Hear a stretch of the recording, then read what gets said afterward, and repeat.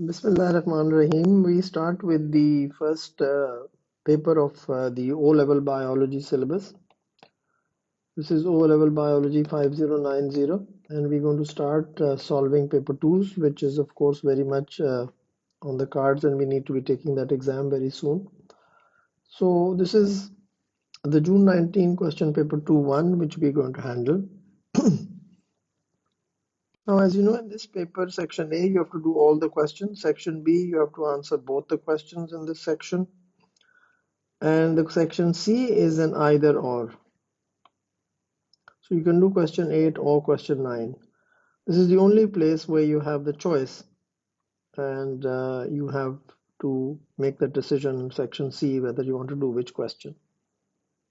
Now, whenever you're attempting question paper 2, you need to understand that you have to be talking about you have to read the whole question. That is the rule that I ask you to follow, so that you don't write anything twice. I mean, if you're writing the same answer for part A and then you're writing the same answer for part B, then something is wrong somewhere, and you should not be writing it in one of the places. A seal is a mammal. So you read the question, a mammal that spends most of its time in the sea. It breathes and respires. Now, there's a difference between breathing is inhaling and exhaling. Respire is the release of energy. RE respire, RE release of energy. So respiration is the release of energy. Breathing is inhaling and exhaling. And respires in a very similar way to a human, but when it dives to hunt and catch fish, it is capable of staying underwater for up to 20 minutes. The graph shows the percentage concentration of oxygen and carbon dioxide and the concentration of lactic acid in a seal's blood over a 40-minute period, during which it dives to hunt and catch fish. Now, as you look at this graph, now whenever you see a graph, you must read it to yourself. So on the x-axis, we have time in minutes. Now, here they have made it difficult for you because one of the y-axis is labeled concentration of lactic acid, and you can see the lactic acid is somewhere here. So the concentration of lactic acid in millimoles per dm cube. And here we have the percentage concentration of blood gases. And then of course we have carbon dioxide, and we have the oxygen, and we have the graphs for this. Now please look at the graph very carefully and try to understand it and how they're increasing or decreasing with time. So if you look at it, the lactic acid is increasing. So this is the graph for lactic acid, and you can see, let me give it a color here, and you can see how it is slowly increasing. Now the oxygen, as you can see, I'll give it another color, is oxygen is going here up to 20 minutes and then it is decreasing. And then if you look at the carbon dioxide, which let me give it another color, is you see the carbon dioxide is increasing. So everything is happening around the 20-minute, and this is what you need to be looking at very carefully and then understanding the question. Look at the part A of the question. It states the chemical process that is taking place in the seal's muscle before it dives. And then look at the marks. So there are 2 marks. So you have to think of the 2 marking scheme points which will be relevant to this part of the question. And that, of course, is there's only 2 things which you want to write. One is called aerobic, that will get you 1 mark. And then the second will be respiration. So you just wrote aerobic respiration. You got 1 mark here and 1 mark here. So all you have to do is write aerobic respiration. That's it. And you got your 2 marks. That's it. No sentence, nothing. Just write aerobic respiration. So if you wrote aerobic respiration, well, you got your 2 marks. So it's 2 marks. Answer was given in aerobic respiration. State how long, if you look at B part 1, state how long after the start of the time period the seal begins to dive. And that, of course, for you is very easy to figure because I just mentioned it is 20 minutes. Because if you look at it at 20 minutes, you can see how all the figures are changing. So at 20 minutes, you can see how everything is changing. The carbon dioxide is increasing, the oxygen is decreasing, and the lactic acid is increasing. So all these were clues as to when the dive did start. Then the question was, state the percentage of oxygen. State the percentage of oxygen, because here look at it as a percentage of oxygen. So it says give the percentage of oxygen, but at what time? In the seed's blood, 40 minutes. 40 minutes after the start of the time. So if you look at this is the 40 minutes, and at this time the oxygen is what? So you see there's 0 and then there's 5. So this is whole, there's 10 little squares is equal to 5. So we have the oxygen is something here. So what will be the percentage of oxygen in the blood, seed's blood, 40 minutes after the start of the time period? Now, what was the percentage of oxygen at 40 minutes? Now, the main thing was that you were going to read this side of the graph. You have to read this side of the graph. So you've got to see this line here was here somewhere. So you've got these 10 squares divided. So this value was 2. So percentage of oxygen was on this side. Well, some students would have been writing what was written here and they would be reading this side of the graph. Now this would be the wrong one because this was the concentration of lactic acid. So this side of the graph had concentration of lactic acid. This side has, so you had to read it here and this here was 2. So the value here was, because this is, you see, what you have to understand is this was 20. And this is the first square here. So 10 of the boxes were 20. So each little box was 2. So that is why the answer to this was 2. Part 2 of the question, you have to just give 2% or 2 was good enough because it says percentage of oxygen. Then part C says name the chemical process. It says name the chemical process which starts to take place in the seal's muscles during its dive, and explain how the graph supports your answer. So the process was very simple. The process was anaerobic respiration. The process was anaerobic respiration. And this, of course, got you 2 marks because anaerobic is 1 and respiration is the second mark. So you got 2 marks for that. And what was the explanation on the graph? You could see that the lactic acid increases. So the lactic acid increases. This is what you had to see. So there was a mark for that. And there's a mark for increases. And oxygen falls.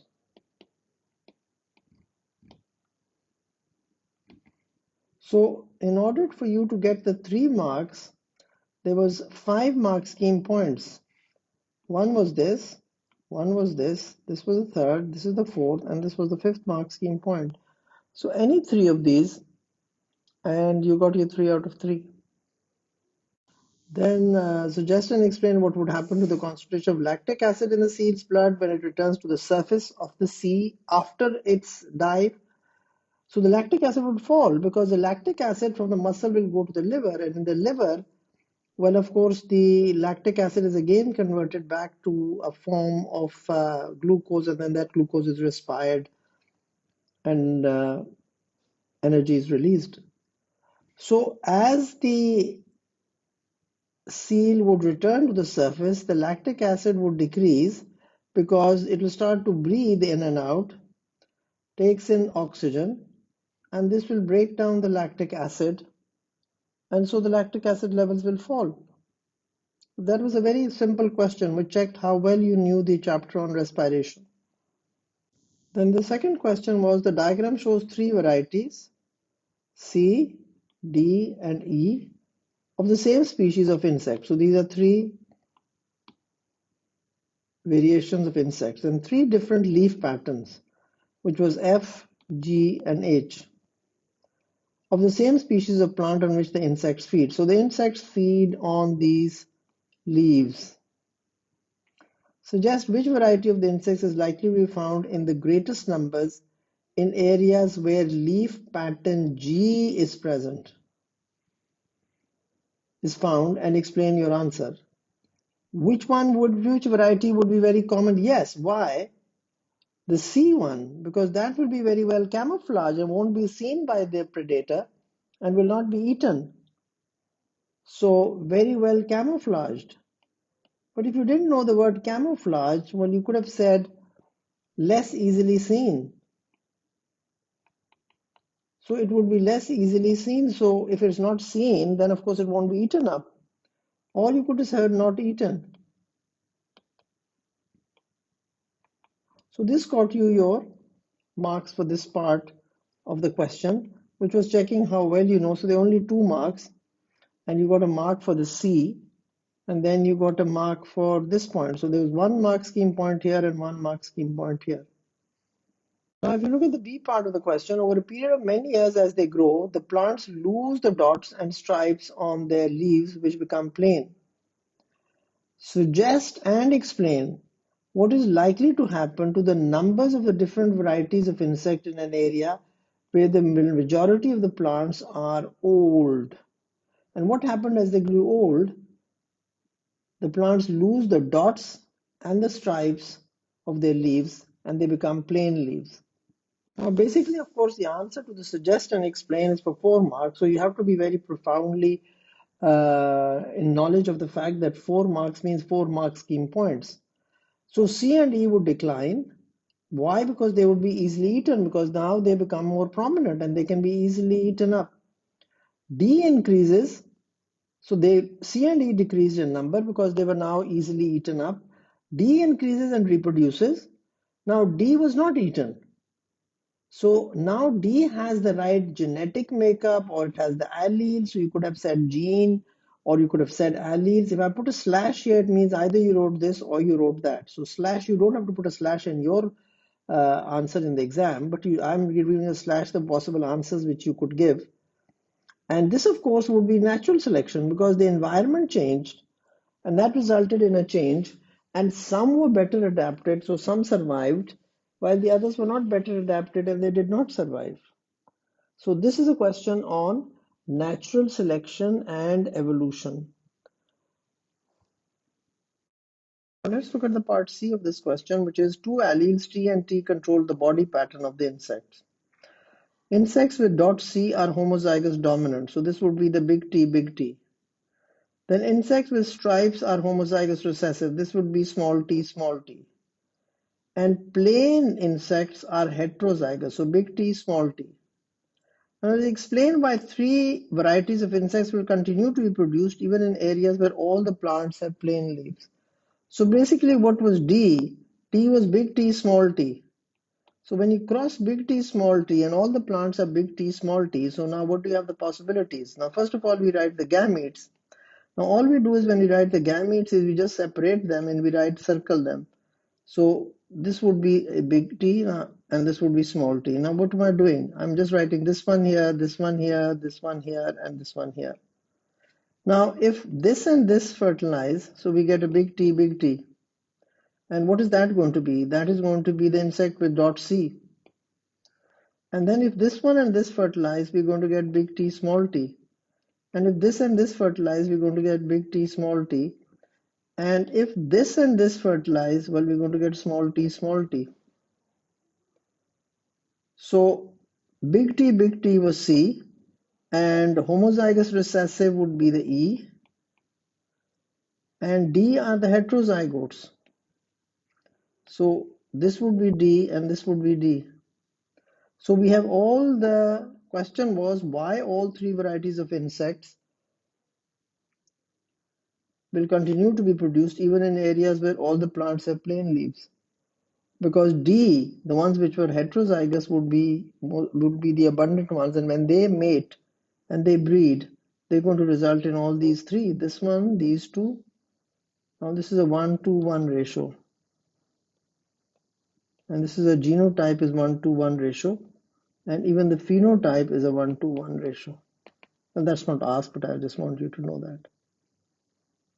Now, question 3, the diagram shows a seed immediately after it is planted. Name 2 factors that must be present for the seed to germinate. Now, very easy to remember, TWO, temperature, water, and oxygen. So, any 2 of these, and you got the mark for that. So, if you said water, you got a mark, not moisture, please remember. If you said oxygen, you got a mark, not air. You don't say air. And of course, the third point was suitable temperature. because every seed would have its own optimum temperature. So a suitable temperature would be the third point, and any two of these, you got your 2 out of 2. The part B of the question says the bar chart shows the total mass, the mass of starch, and the mass of sugar in the seed immediately after it is planted, stage 1, and at 3 further stages in the development of the seedling. So we have this bar chart, and we need to look at this bar chart and we need to assess this, and then we need to continue with the question. You can see there's the total mass, there's the mass of starch, and there's the mass of sugar. Now look at stage 1. The total mass is more, and then mass of starch is less, and the mass of sugar is very little. But in stage 2, what has happened? The total mass is here, is right up to here, and then the mass of starch is totally decreased, and the mass of glucose is a little more than stage 1. Then in stage 3, we have got increase in the total mass, so this is the one which has reached here now. And then what has happened to the starch? Starch has decreased even further. So what has happened over a period of time? Starch was here, now the starch is here. Let me use another color for it. So this is the starch here.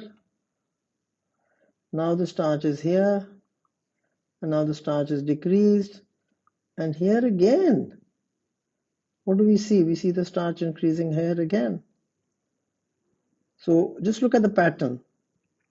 And then let's look at the mass of sugar. Now I'm going to give that a blue color.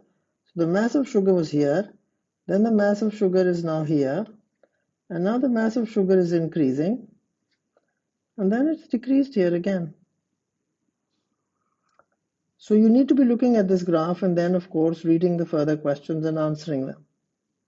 Name two substances other than starch and sugar that contribute to the total mass of the seed at stage 1.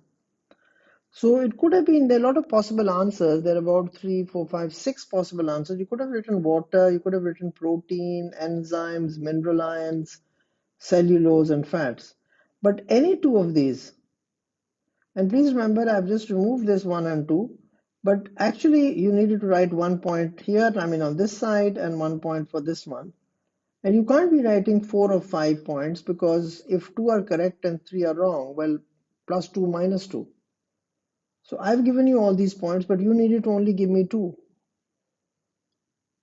to get the answer to this. Then it says state the stage at which the seedling starts to photosynthesize and give your reason. So that is stage 4. The reason why is because starch now increases. So starch increases.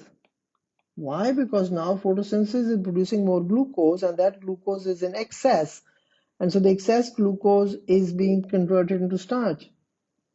So stage 4 would get you 1 mark, starch would get you another mark, and increases would get you a third mark.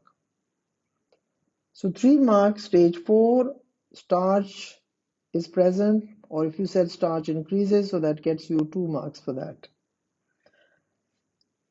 You explain the differences in the amount of starch and sugar between stage 2 and stage 3. Now, explain the differences. So what has happened? Sugar increases. So the sugar has increased. So sugar increases, but the starch decreases. So if you write either of these, well, you got a mark for that. So this is 1 mark scheme point. It's not 2 mark scheme points. So this is 1 mark scheme point. The second mark scheme point was starch converted to maltose. So starch to maltose. And then how is it done? It is digested.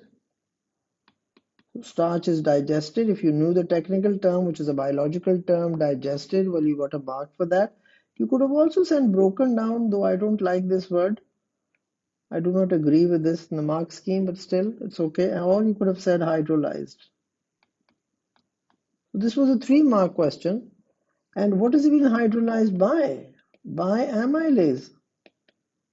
Because seed and germination produce enzymes, so by amylase. And why do we need to do that? We need to do that for growth.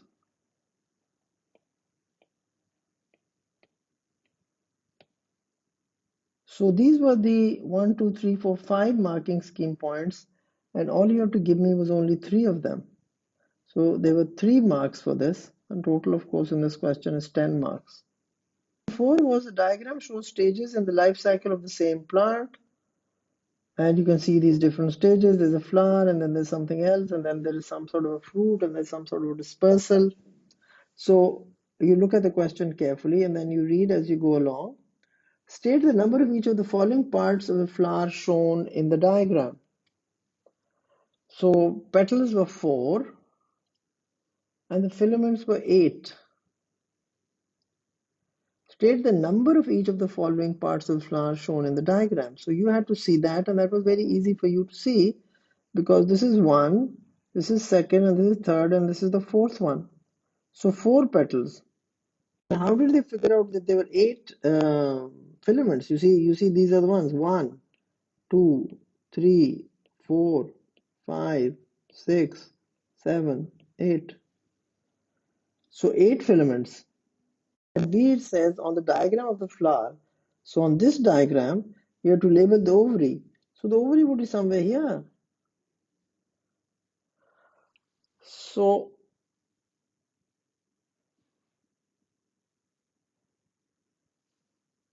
it says in the C part, for this plant, state the method of pollination and give reasons for your answer. So the method of pollination was insect. Why? Because it had petals, and petals attract insects. And then it had a landing platform. So petals attract insects, a landing platform for the insect, and then of course the insects came in contact with the anther and the pollen, and then they would of course transfer it to the stigma, and that would be insect pollination. Then it says its method of seed dispersal and give reasons for your answer. Now when you can see, it is now a wind dispersed. This is a wind dispersed seed. Why? Because you can see them tiny, and they've got some sort of things on it which makes it buoyant, and they're going to be taken by the air, and they're going to be moved by the air, the current of air. And why was it wind? Because they were small seeds, and then large surface area, or I would say they were hairy, and there were many seeds. So this of course answers this question, which was a little, I think, a little tough for the O levels. But I mean, if you knew this part of the chapter, you were sure going to be able to do it very well. Now, question 5 is the diagram shows the position of some organs in the human body. The organs may be found in either a male or a female or in both. Use the letters shown to label on the diagram the organs that produce the following hormones: J, testosterone; K, insulin; L, progesterone; and M, follicle stimulating hormone. So you had to use the letters shown to label on the diagram the organs that produce the following hormones. So you didn't have to write the name of the organ, which I've just done that, but you had to label on the diagram the organs. So you just had to use these letters. So you can see here J and then L, which is the ovary. So J was the testes, K was the pancreas, L was the ovary, and M was the pituitary gland. Now explain how one of the hormones travels from the named organ. Now that could be a pancreas produces insulin. Or you could have said the progesterone produced by the ovary works on the uterus, lining of the uterus. Or FSH produced by the pituitary works on the ovaries in the development of the ovarian follicle. So pancreas produces insulin, and now this of course is going to be thrown into the blood, and then it's going to be dissolved in solution, and it's going to be carried in the plasma of the blood, and then it's going to move out of the blood and then going to enter the tissue fluid, and then it's going to work on the target organs.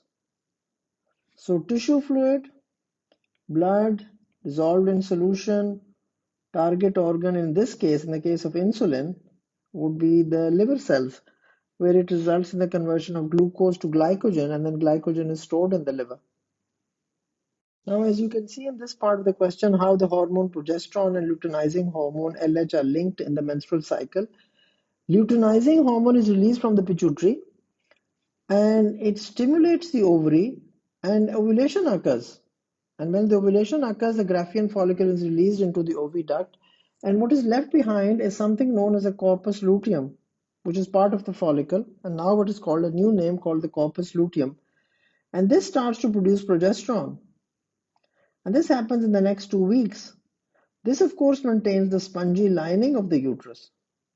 And also it inhibits FSH, so no more follicles are developing and no more ovulation is going to occur for the 2 weeks. And then, of course, if no pregnancy occurs, then of course the whole thing, a new cycle is going to start. So this is how you had to word your answer in this part of the question. We come to the essay questions, and the essay questions is the one in which you can get full marks because you just have to write a lot what you know exactly about the entire chapter on that. Like it says, define osmosis and explain why osmosis is a special form of diffusion. Now, osmosis is what? It's movement of molecules. Okay, movement of what molecules? Movement of water molecules. How do they move? Difference of water potential. So it moves from a higher water potential to a lower water potential. So if you wrote high to low water potential, you actually got 2 marks in one sentence. Please don't think you get marks on sentences. You can get even 3 marks in one sentence. So equilibrium will be reached and osmosis must occur across a partially permeable membrane, while in diffusion there is no such membrane required but may or may not be present. And of course, energy is not needed. You know, energy is only needed in active transport. So please think of the chapter which you are studying and then think of the marking scheme points and of course write a very, very profound answer so that you get your 7 out of 7.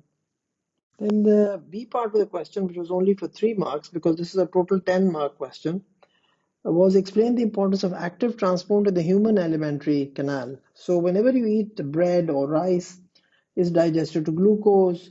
If you eat some meat or fish, it's digested to amino acids.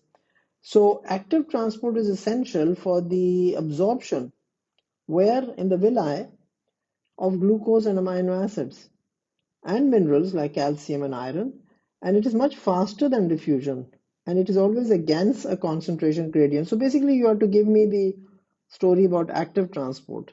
Why? Because if you ate bread and then it was digested to glucose, and glucose only entered by diffusion, then most of the glucose would be passed out in your feces, and that is egestion. And we don't want any of that to happen. So whenever you eat, you might eat 1 meal a day, you might eat 2 meals a day. So all of it must be absorbed, and that can only be possible. It has to be done by active transport because glucose is present in the blood as well, and glucose is present in the intestine because you just had a lot of rice or you had a chocolate cake.